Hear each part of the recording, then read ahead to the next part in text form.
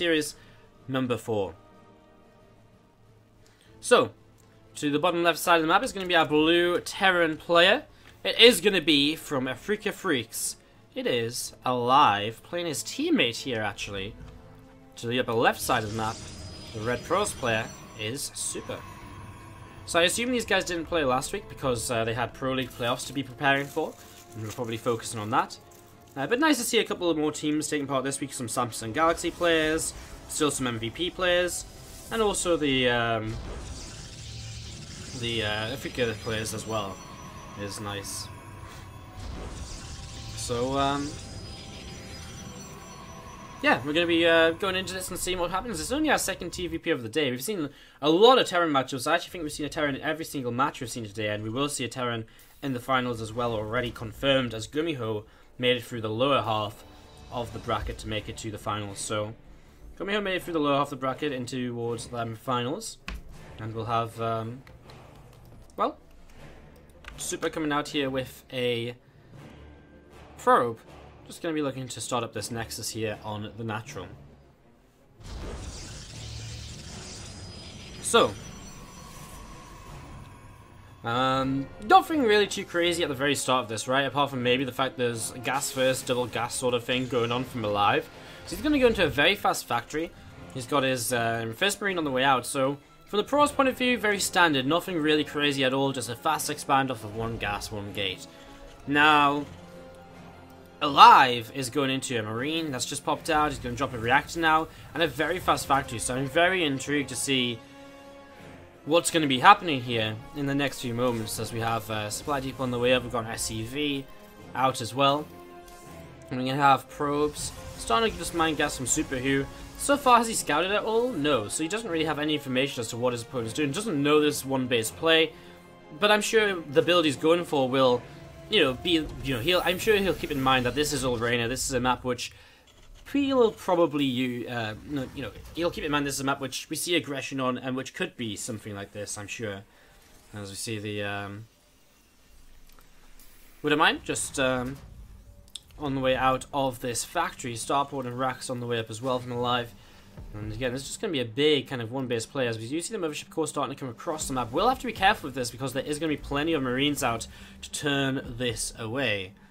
So, a couple of single Adept coming across the map too. For the first time in this game, he's going to see there's no natural expansion. And immediately, Super will be a little bit cautious as to what it is he's playing against. I love the Stargate play. In this sort of scenario, I know he put it down before he scouted it, but I really do think this is one of the best sort of openings you can go for, because Phoenix-based openings can be very, very good against all things apart from Cloak Banshee play. You know, with Phoenix, you can lift up Widow Mines as they burrow, you can shut down the Medivacs trying to drop units early on. You basically shut down all of the early game one-base pressure, and even later in the game you can lift up tanks if it's a follow-up push, you can deal with Liberators. Phoenix is actually very, very versatile in the start of the game. It's going to be an Oracle to begin with. Now this will force aLive to kind of keep a couple of units back at home as the first Widow Mines come across the map. The Oracle will also give him some detection, so it's kind of, one way or the other. You can either, you've got two real options basically. You can either, make Phoenix and lift them, or Widow Mines and kill them before they burrow, or you make an Oracle and then at least you've got a Revelation to use. You've got to see these Widow Mines starting to come in. Super is not pulling his workers away just yet. Phone overcharge used, but too late. This is a lot of workers going down. That was what, 3 and 6, 9 workers killed. The very start of this game, we'll see him unload it up, unburrowing one of those Widow Mines, unloading up, and if that phone overcharge goes down, he's going to be able to get the other one out of there as well. That's exactly what he's going to do. So 2 Widow Mines get 9 worker kills and make it out alive, as we see this Oracle now finally making its way across to the other side of the map. Phone overcharge will come down, and I think picks off, no it doesn't, the other Widow Mine's still there. Just going to see one Widow Mine here, which might get a second probe as well. No, just the one. There's still more damage being done. Oracle comes in, doesn't get anything done, and is being intercepted by the Liberator, which is going to try and grab the kill. Is it in range? Yes, it is. Oracle goes down, and Super, nothing is going right for him at the very start of this game. A lot of Marines out here now as well. They're going to start fighting against these Stalkers and Adepts at the front, and that's going to be problematic as well, as we see the Widow Mine in the natural, and oh, again! 15 kill Widow Mine, 4-5 minutes into the game. Kind of tells the tale of this. I mean, lots of workers being killed off and Super losing his economic advantage.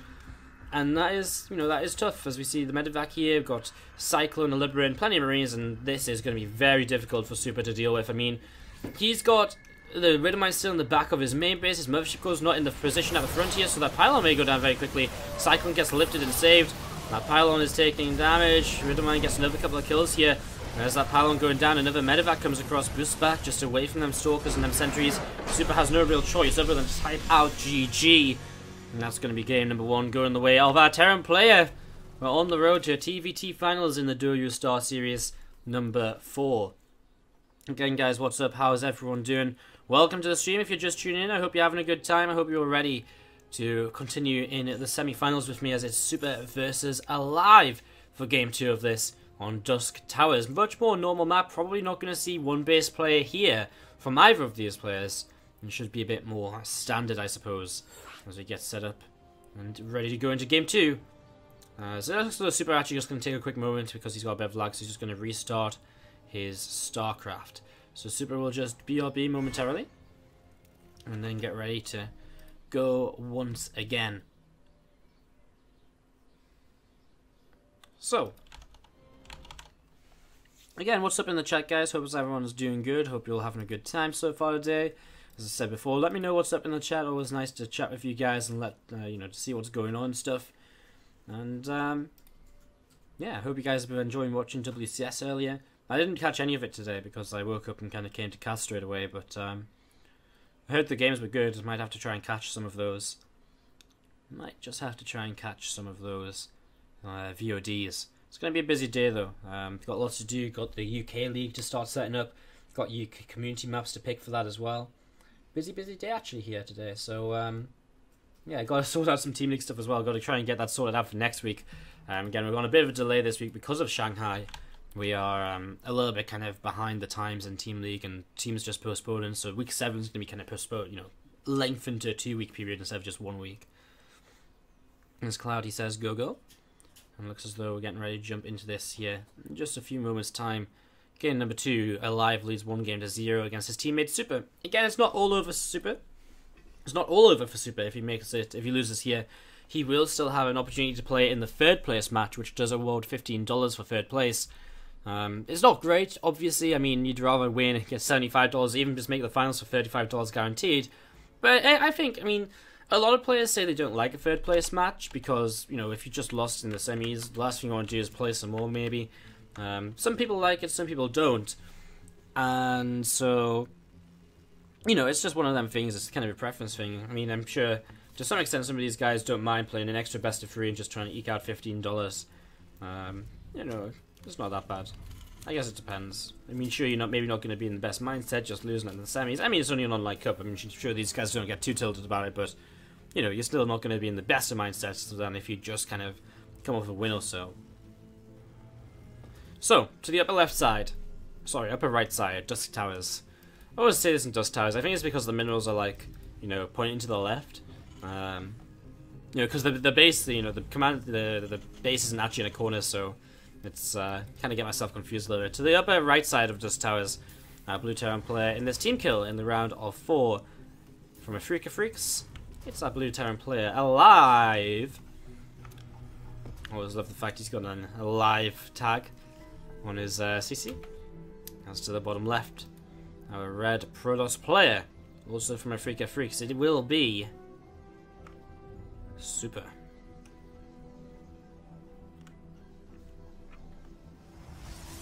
Alright, so I'm going to see early on an expansion once again from Super, so nothing has changed from him so far this game. I'm just going to see a very standard Reaper expand out of aLive. I was saying it slowly because I wasn't sure if it was going to be a Reaper or Reactor, but it is just going to be a Reaper expand coming in. And they're going to see what he can do with this. So a much different build from aLive, and of course a much different map to go with it. The map where here Dusk Towers and TvP generally means free base play from both players very early on, and probably a Liberator play in towards the mid game. Great map for Liberators in general if you kind of have a look at this. I mean, you have the kind of ramp here, you can siege up with Liberators to defend 3 bases, to defend 4 bases, you've got a couple of chokes you can kind of siege up with Liberators. You know, it's a very good map for, you know, say the same things make it very good to push on with Liberators, because if you get Liberator up this choke, you can push into this 4th base, or make your way over this side as well. Liberators in general, very good, you know, I mean, we're not going to deny that one, but in general, they are able to really kind of abuse this map more so than others. For example, Ruins of Seras isn't the best map for Liberators, I suppose, in TvP. Prion is very good because it's very narrow, and kind of a single pathway to kind of, you know, just a single pathway to siege up with the Libs. It's, you know, some maps are just better than others, obviously, and for certain playstyles, and I think the Liberators really do lend themselves here on Dusk Towers, more so than, say, Orbital Shipyard as well, because on Orbital Shipyard there's 2 different ways into the third base, right, and while, you know, you can defend one of the ramps, it's very hard to kind of keep ping-ponging your Liberators back and forth between the 2 different ramps if you're not sure which side your opponent's going to come up in. So in this map in general, just very easy free bases, and we'll see how exactly Super's going to try and approach this. He's gone into a Robo and a Twilight very early on. Of course, this game we're finally getting to see him start teching up past, you know, teching up in towards the mid-game. I mean, he's teched yet last game, he just went into a Stargate. That's not necessarily a mid-game choice, it's kind of an opening tech choice, unless he kind of commits into Phoenix. So now we're going to see what his mid-game is going to consist of here shortly, and observe on the way already. Let's see if it's Blink or Resonating Glaives to begin. It is Blink. Alright, so it's generally going to be one of those 2 upgrades, either Blink or Resonating. It's going to be Blink here, which means just a kind of Stalker-heavy opening, not really looking to harass too much or to be super aggressive in the early stages. Just a little bit of map control, and you know, just kind of safety against drops too. Big map, 3 bases, 4 bases early. It's actually going to be 4 gates on the way up though, so actually there's going to be a big Blink Stalker all in. Maybe not quite what I was expecting here on Dusk Towers, because, well, there's a couple of ledges, but they're not very difficult to kind of defend while, you know, defending elsewhere. You know, where else are you going to go? You know, where else do you have to defend? The Terran player only has 1 spot to defend, which is the front, really. You know, this sort of area which I'm highlighting here. Whereas on other maps, you have to defend the natural and that sort of location. So not the best kind of map for kind of a big Blink all in. We see, how many cases in total then? 3 built, 2 more builds, just 5 gates. So, I mean, it's definitely very aggressive. He starts with his extra gases now. He can transition out of this, sure, but he's definitely committing a lot to these Stalkers early on to try and put on a little bit of pressure. And, well, aLive starts to build his 3rd CC in position, so that's one thing which is going to get cancelled here at least. As the medevac is about to fly into your screen from the right-hand side. And here it is, ready to start dropping, getting some damage done. Forward overcharge immediately, though. And this time the Widow Mines do not stand a chance. Double forward overcharge deals with that very easily, very swiftly. And this should be Super feeling quite confident right now about his position. As we did, though, see that medevac get a little bit of a scout off. I mean, he comes in, sees 3 gates Robo, 5 gates Robo and Twilight. And if that doesn't spell out aggression at 5 minutes without a 3rd base, I don't know what does. Another drop ready to go from aLive. I mean, 2 forward overcharges just used there in the main base. So while the Widow Mines didn't do any damage, they did take up them forward overcharges. At the same time, you see the Stalkers already poking the front. They're going to delay this 3rd CC and cancel it most likely. As this drop comes into the natural, Super not paying attention, so already a few workers will go down to this. That Widow Mine once again finding damage. 6 workers killed. Stalkers walked in to defend, and Liberator up to try and help defend the front. As we'll see aLive being, well, pressured here. I mean, he's going to lose his supply depots. That's actually going to be kind of painful. He's going to be heavily supplied off for some time now. As the 3rd CC is cancelled, we'll see Stalkers lifting the Warp Prism could kind of avoid that Liberator and kind of come up here if he wants to.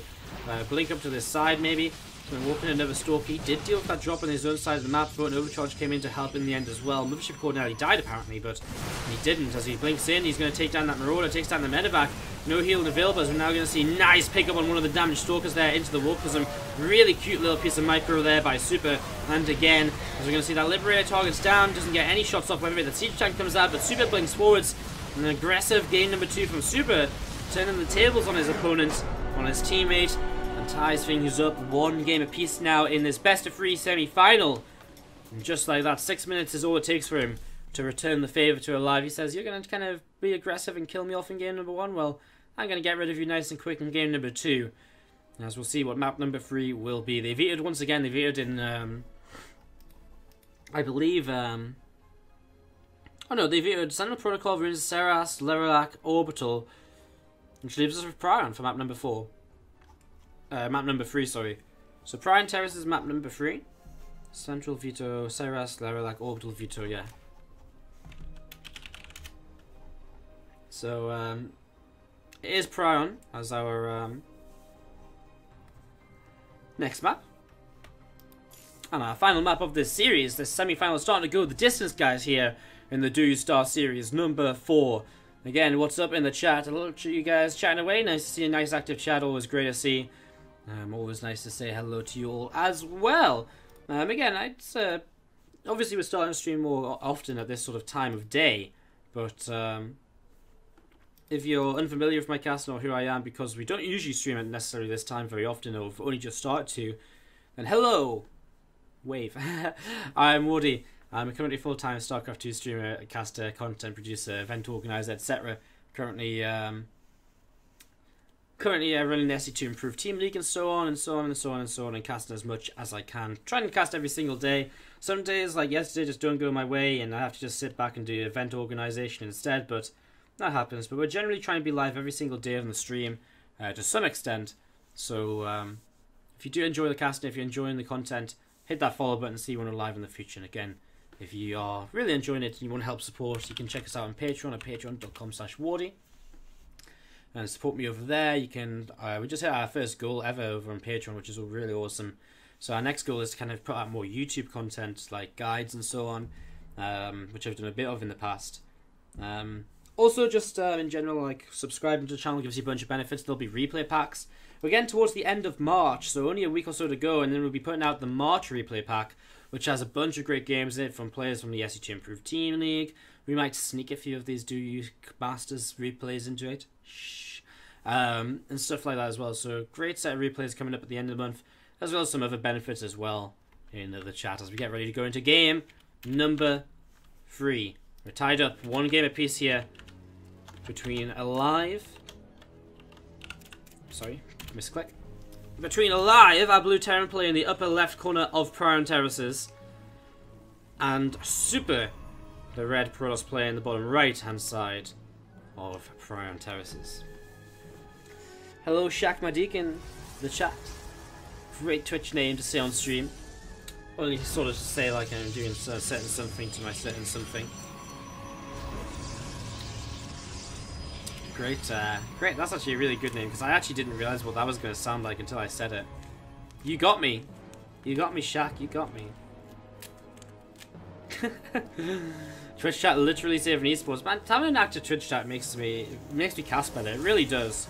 I mean, I like to rely on the chat to kind of talk to you guys a bit, and to kind of keep the stream entertained. I don't have a co-caster, and I don't like co-casting because I prefer to kind of talk to the chat a little bit between games and at the start of games as well, to make it a bit more interesting, increase the chat interaction too. It's kind of my style. It's a bit different to usual, I guess, but it's a bit different. But I like being a bit different. So yeah, an active chat's always good. And again, I think when you're casting, you see people chatting away as well. I mean, there's a difference between kind of seeing a number of viewers watching and actually seeing people actively chatting. And if you see people actively chatting, they're definitely there. They're not just kind of got you muted or anything in AFK. It makes you kind of cast a little bit better as well, I think. As we are into Prime Terraces with some very standard builds. It's the Nexus after a gate, and just one gate, one gas Nexus, and it's just the CC after a Reaper Expand as well. So really nothing crazy at the very, very start of game number 3 of this series. And I mean, that doesn't mean that we're not going to see aggression necessarily and some kind of weird all-in or 2-base timing, because that, we're not at that point of the game yet. But for now, it's not going to be like Elrena for aLive. It's not going to be super fast attack or anything like that. Just building up in towards kind of the, it's going to be kind of at the end of the early game, start of the mid game, where we're going to see something significant happening, if we are going to see anything strange, wacky, or any kind of action early on.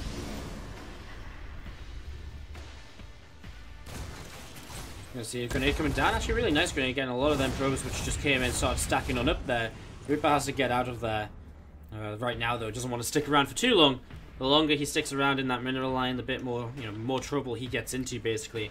And the more damage he ends up taking. As you see an Adept coming in towards the main base. He's going to pop up in here, and he's going to be whacking away in that Reaper with the Adept. But the Reaper just coming in for a scout, and you will see once again the Robo. Well, that's the Twilight Council actually, which he's seen.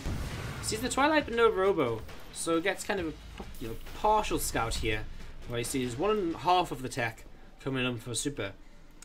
So I mean, when you see the Twilight again though, after what just happened, you've got to always be aware of something maybe very similar happening. It does give you an idea. I mean, it means that there's going to be Blink or I guess the Robo. I guess okay, the Twilight's the more important kind of bit of tech to scout, because if you think about it, if he ever wants to be aggressive, he needs a Robo for observers and warp prisms, right? But if you don't scout the Twilight, it could very simply just be observers and a warp prism into a into whatever, and no blink and no blink, no resonating glaives. So it does give you quite a bit of information, I feel, kind of as to what's going on in the game, you know, see the Twilight more so than the Robo facility. I think I would rather scout Twilight than a Robo, because it just lets you know about, you know, what sort of aggression it's going to be, because a Robo kind of naturally comes along with the Twilight.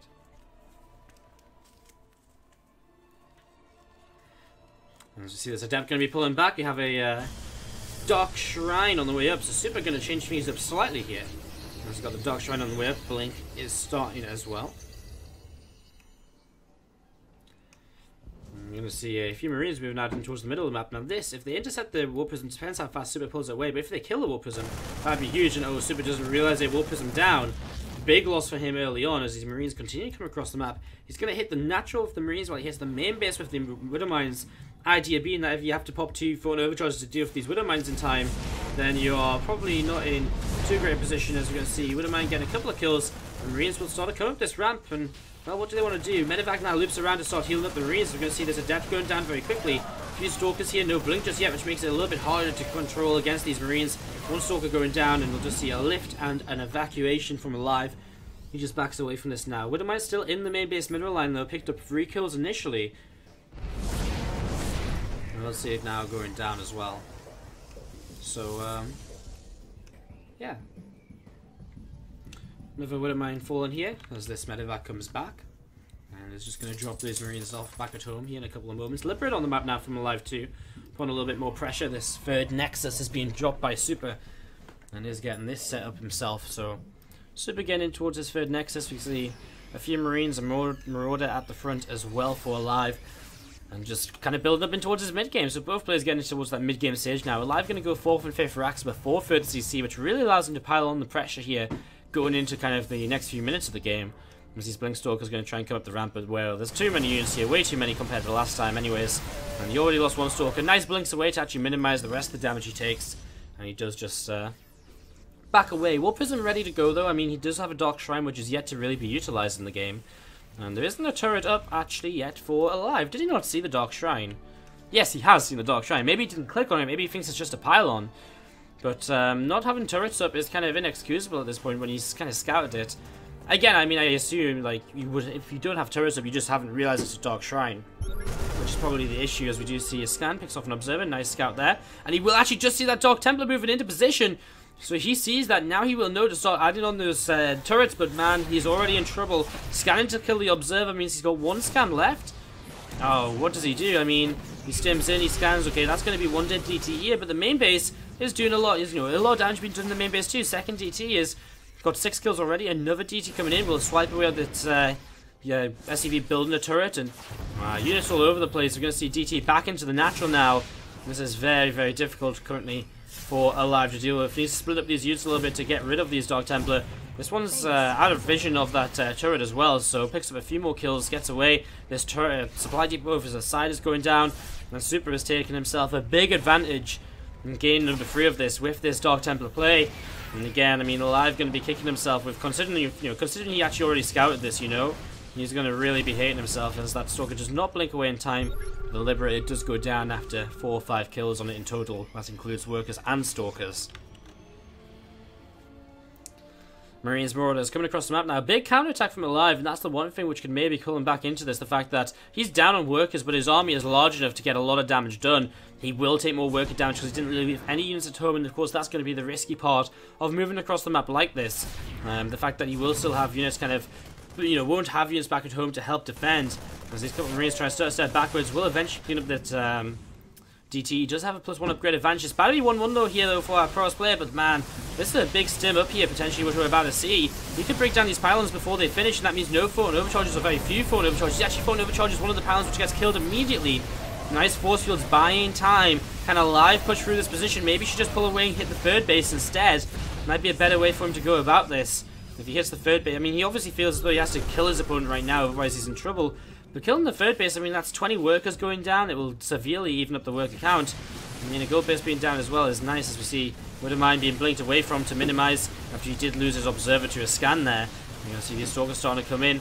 I mean, fighting at the 3rd base is nice as well because it also forces, if the army wants to defend this position, it forces the army to come over here. aLive realizes he's not going to be able to trade with this army, so he just takes makes the most of what he can, kills the 3rd, continues to trade, and will just end up losing more of this than he feels he should.